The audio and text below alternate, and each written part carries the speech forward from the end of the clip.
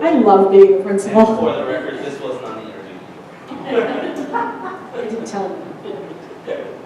You know about, if you follow anything on our social media, you know about the HERO program and our turkey grants and our very successful Be Brave Bingo. Be Brave Bingo's focus was to encourage risk-taking. We see in our students fear every day to try something new.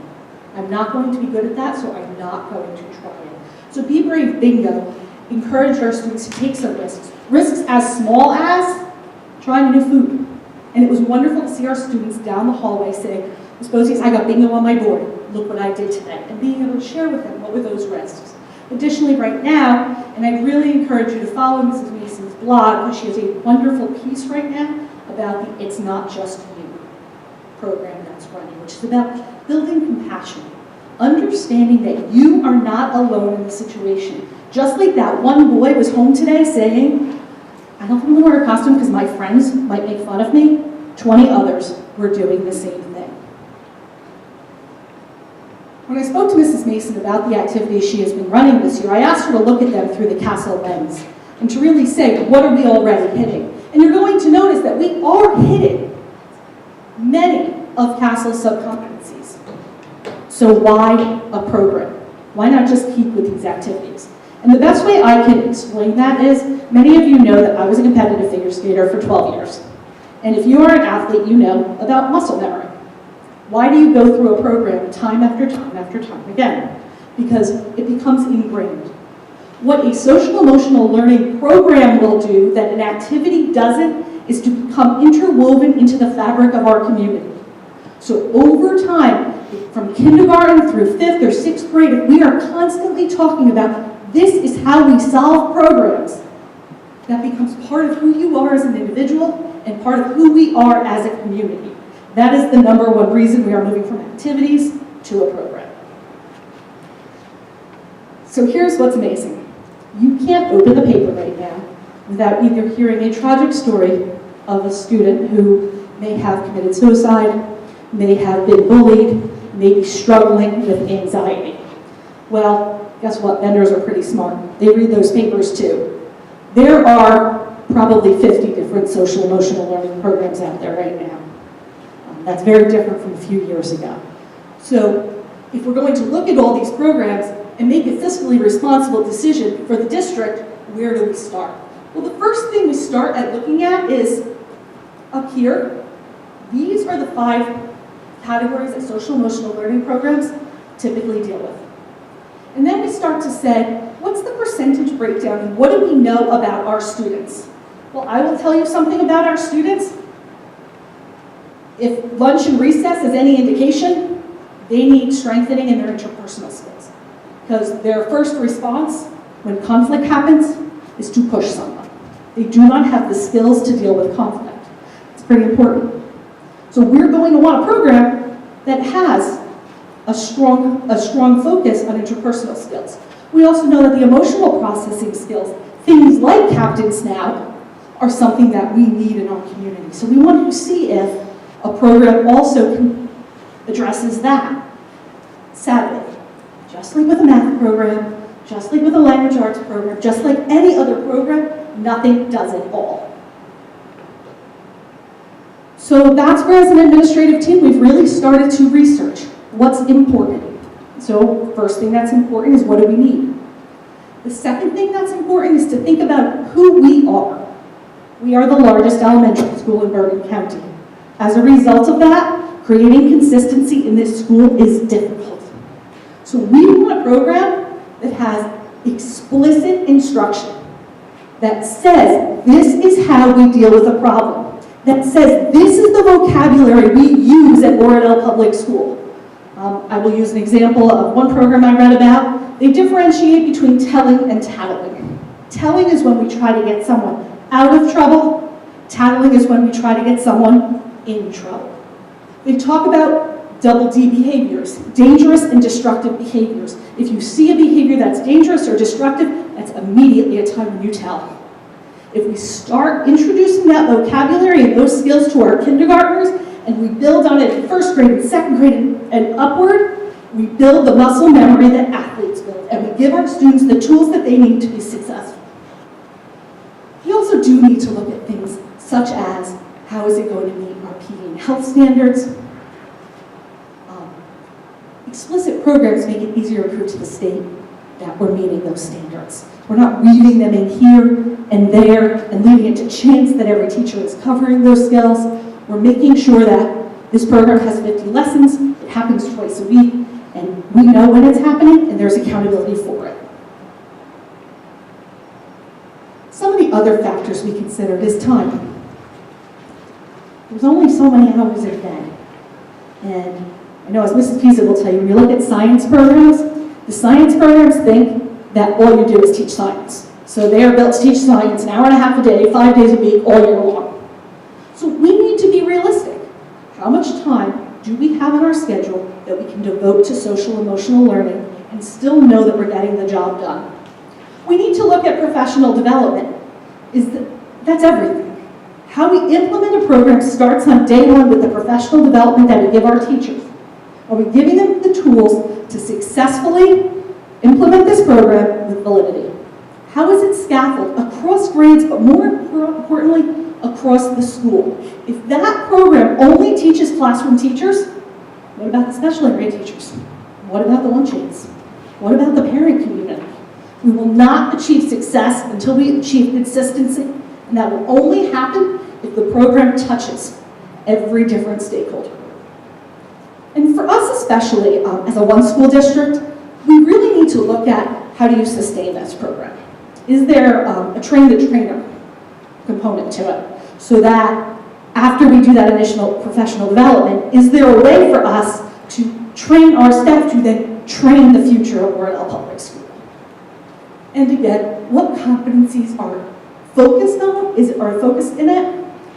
And if something isn't, and we think it's important, can we solve that?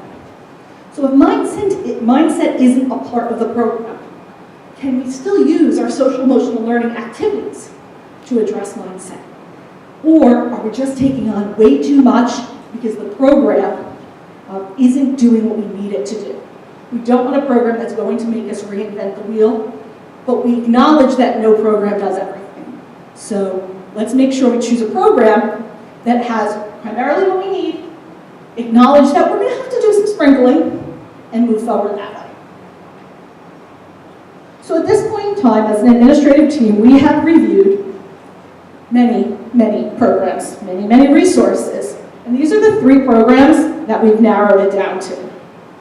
Caring School Communities, Second Step, and Open Circle.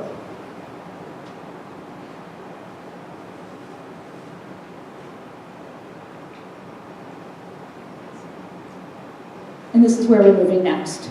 I'm not going to read you that timeline, but now that we have identified those 3 programs, it's time to bring in our other stakeholder groups and to ask our teaching staff, other members of the staff at OPS, to sit, to listen to some vendor presentations, and to evaluate those programs based on what we know is important. We know that the family engagement piece is important, so we need to evaluate the program through that lens. We know that we need consistency across grades. We know that we need explicit instruction. Let's evaluate the program through those specific criteria. And our goal is at the beginning of June to have that implementation plan. So while District Goal 2 says we're going to implement a program, I would say that's a 2-year goal. We're going to have the implementation plan for that program this year, but true implementation will happen next year. Because I would be here for hours if I told you about every social emotional learning program. What I did include on the PowerPoint that will be on the website, but Dr. Ansel tells me I can place it there. This is weird.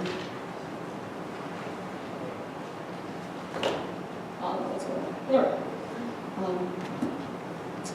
These are the resource lists that we use to go through. So if you look at Principal Magazine, it takes 25 programs and kind of assesses them in different categories.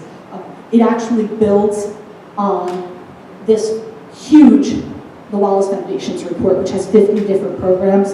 And also, what you start to see is some programs are P3. We don't want a P3 program.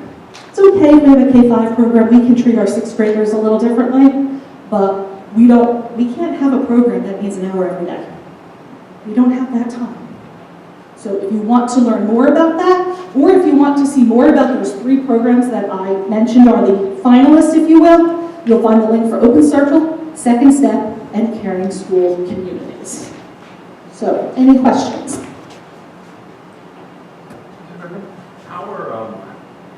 How are some of these programs integrated into the current curriculum? Are they like subsets that have to happen outside of that curriculum, or can they happen within the curriculum? Most programs have both components. So, for example, Open Circle has a strong literature connection that can be used in reading and writing. However, remember how I told you the explicit instruction was important? When you embed too much, those instructional teaching points get lost. So you want the embedding because that's the carry out, that's the carry through, but you also need that explicit instruction piece.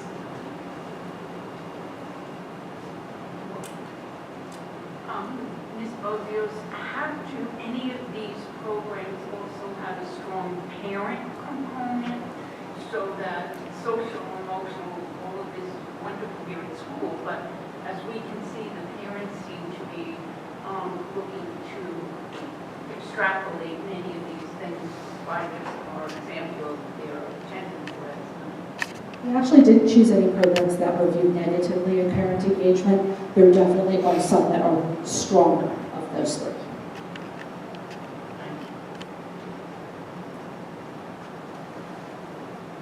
This says that we already purchased Second Step. That was well before my time at OPS. I only know that it was purchased because I found them sealed in teachers' closets. So my guess is that when Second Step was purchased by the district, it did not include strong professional development, so it was kind of packed away with Monday. But we're looking at it again. We're looking at it again solely for the reason that when we reach, yes, it fit the criteria, said Jimmy Cricket, but also because when we put out there in the Bergen County schools, what are you using? That was the program that was most often used. It is a new version than that one, however. It includes more videos now and has an online component.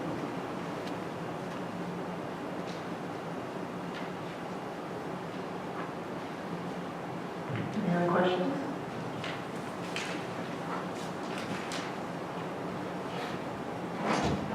Great, thank you very much. We have to thank Mr. Hogovian for wearing that hat. Yes, thank you. That was a highlight. I take a picture, and I'll let you know. Thank you very much. Will we get a report on what was selected? Yes, absolutely. We're getting You have to approve it. updated right along the process. Right, and then the last thing that I wanted to let you know under the report for this evening is in reference to the item that you're going to be voting on when we get to committee reports under administrative items. So at our last board meeting, I presented HIP report number 1.22.19.1. And what I didn't realize at the time that I presented that to you 2 weeks ago, when we gave you the executive summary in your board packet, there was a typo. And so your executive summaries were labeled 1.23.19.1, which I didn't realize 2 weeks ago, but which Mrs. Levy pointed out to us today. So when you're voting to affirm the report, the correct number that should have been on your executive summary should be the way that it's listed in our agenda. The real number is not 1.23, it's 1.22. So I apologize for that error 2 weeks ago. All right, and that's all that I have in my report for tonight. PH report? Our finance committee has been working very hard on building their 1920 school budget. So at our next meeting on March 13th, we are going to be doing a preliminary budget presentation and adoption. Thank you. Moving to minutes, we have review of February 14th. Any comments or questions, email Ms. Shawning. right now we have approval January 22nd. Do I have a motion? Move that we approve January 26th. Second. Second by Mrs. Walker. Any questions? Call the question? Mr. Griffin? Yes. Mrs. Levy? Yes. Mrs. Norrie? Yes. Mrs. Shapiro? Yes. Mrs. Walker? Yes. Mr. Walsh? Yes. Mrs. Nichols? Abstain. Committee reports, administrative items. Ms. Shapiro, would you take A? I'd like to move item A1. Second? Second. Second by Mr. Walsh. Any questions? Call. Yes, I do have a question. Ms. So we are just approving the summary that was submitted to us and the plan that's at the bottom of the summary. So how these work is when we get the HIV reports, the first motion is to accept the report, so that's what we did last, we accept it, and today we affirm it. So that's what you're voting, you're affirming it, take a look. Okay. Okay, thank you. Any other questions? Call the question? Mr. Griffin? Yes. Mrs. Levy? Yes. Mrs. Norrie? Yes. Mrs. Shapiro? Yes. Mrs. Walker? Yes. Mr. Walsh? Yes. Mrs. Nichols? Yes, buildings and grounds, Ms. Shapiro, you want to take that? I'd like to make a motion to approve item B1. Second by Mr. Walsh. Does anybody have any questions? I have a question which I spoke to you about today with the custodial overtime. Remember we're going to look at the custodian's time and then we're running Odyssey in the morning.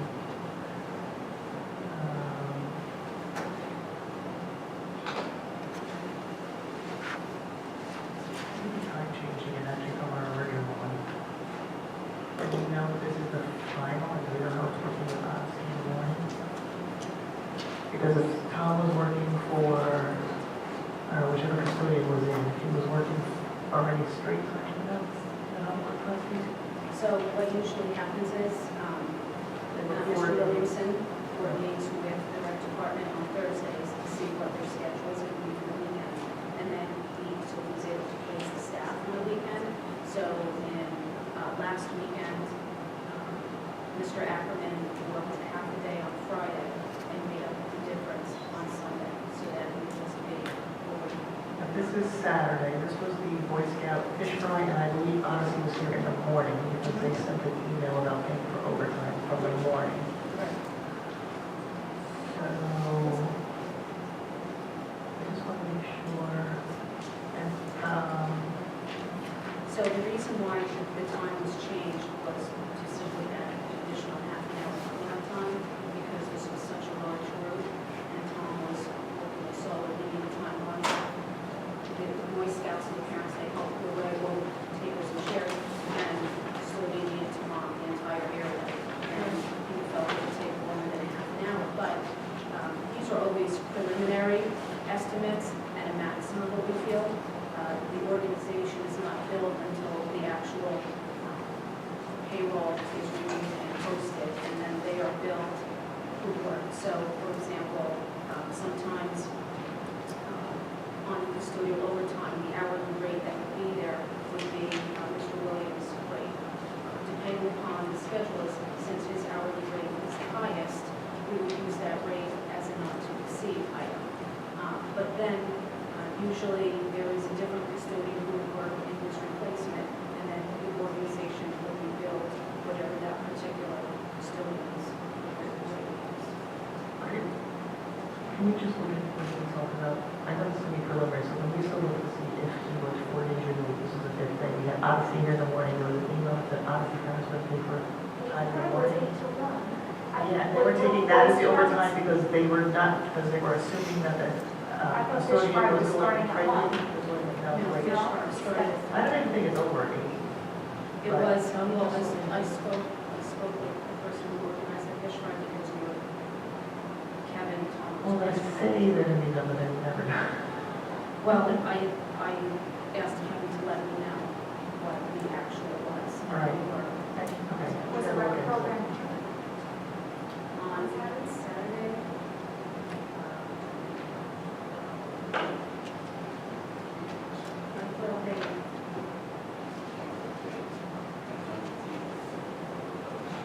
So we have to find out for this and for Odyssey, we have a whole discussion for Odyssey?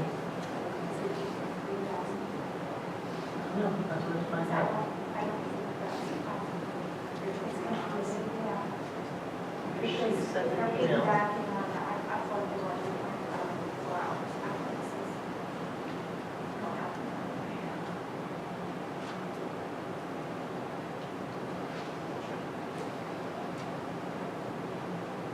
Any other questions? Okay, so this is preliminary and we fixed depending on whatever comes in. Call the question? Mr. Griffin? Yes. Mrs. Levy? Yes. Mrs. Noreen? Yeah. Mrs. Shapiro? Yes. Mrs. Walter? Yes. Mr. Walsh? Yes. Mrs. Nichols? Yes. Curriculum, Mrs. Maureen? We will have a meeting this evening, and we will have notes to everyone by the next meeting. Thank you, Finance, Mrs. Shapiro. Finance met earlier this evening. Last 2 weeks, we are keeping the weeds for the budget, fiscally responsible, making sure your kid gets the best education we can provide. And we're making good progress, and we're meeting again next week. Not quite sure what then. This evening, I would like to make a motion to approve items B1 through D4. Second by Mr. Walsh, any questions? No question, actually. Some questions, so I think questions from last week. Ms. Shelley, just tell me, D2, check register, payroll register, no, hand check register, hold on. Okay, hand check register for, all right, never mind, I have the wrong date in front of me. I guess I have my question from last week, we can go over. So, so we're at the last meeting, which I was at, but I listened to that. Okay. So we were, on the last meeting, we had approved the January 31st payroll hand check register. So how the software works, the payroll is the period as of the 30th, because by statute, we have to do payroll the 15th and the 30th of the month. But the reason why it's dated January 31st is because it's for the period ending the 31st. So, and Right. also on that same meeting, we also approved a separate hand check register, it was for one check. So that was the difference between the payroll register and the account? We always do the payroll separately. So the payroll register that I signed Tonight, no, would not match what was in there for January 30th then, January 31st at the last meeting? yes, it was. Okay, so that was my question. So maybe we can look at that. And my other question is, which was the last time, unless I missed it in the packet, do we have the, for D3, the corrective action plan? Will I Then send it was in, It's in there. I have a question on it. Okay, which one is it? I put you on. Oh, this. That's it. So looking at that, I have a question Okay. on number 1, method of implementation. There's something left off at the end of the sentence. I think it's cut off because I wouldn't have written it that way.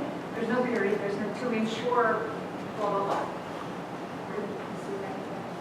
Yeah. To ensure. So we didn't finish the sentence, I'm sure you have it in the program. But when you're checking, my question, because it's not here, is, okay, so we're going to review the blah, blah, blah. Is it on one time, or like once a year? so what happens is when staff comes on board, we have an employee checklist. Right. And we go through, do we have a certified or non-certified, right pension system, do they go? If they're a teacher, they go to TPAF, that's without question. If they're non-certified, aide, custodian, secretary, and they're full-time, they would go into a different pension system. If they are a part-time person, which is what this finding relates to, but then you have to go through the extra step of calculating what's going to be their hours.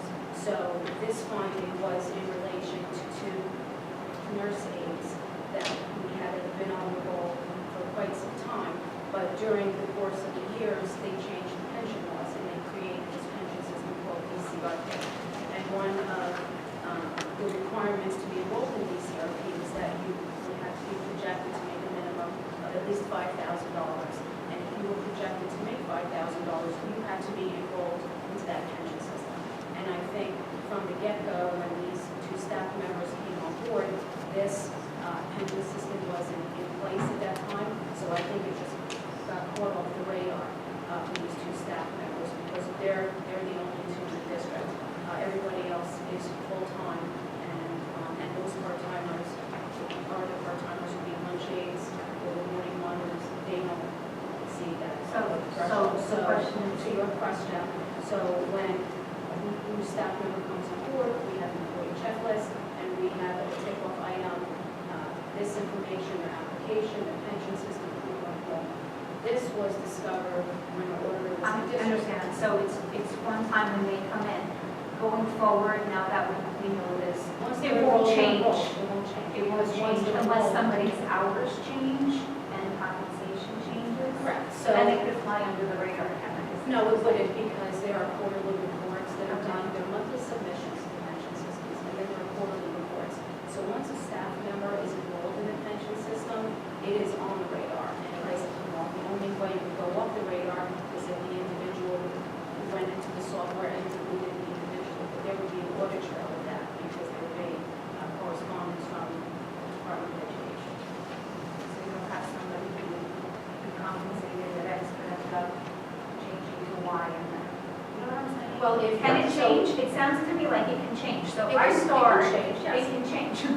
So So we just have to to. be aware if somebody's hours change and be 5,000, that you, that Well, we get what the was the way to change that, because as you know, all payroll, all salaries are memorialized in board minutes. So with every board agenda, our payroll department, reviews the board agenda with me, and we go through who's doing what, who goes in what system, are we up to date, and she checks off, she matches. There's verification after every board meeting, and what boards are doing. So, to your point, if this particular staff member was now reducing hours, that would be memorialized in minutes, and that would be a red flag for the payroll department to make those adjustments in the pension system. and vice versa, if compensation increase, but you cross-check. Any other questions? Call the question? Mr. Griffin? Yes.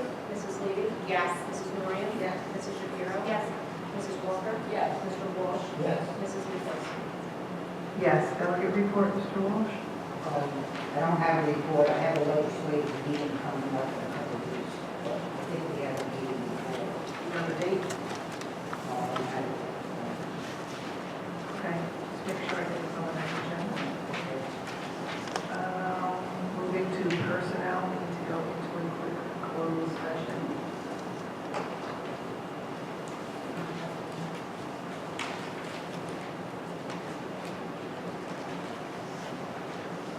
Okay, so, for a motion to go into closed session? Nobody will be closed. I think Catherine beat you, I need a second. Second. Mr. Walsh. We hope we can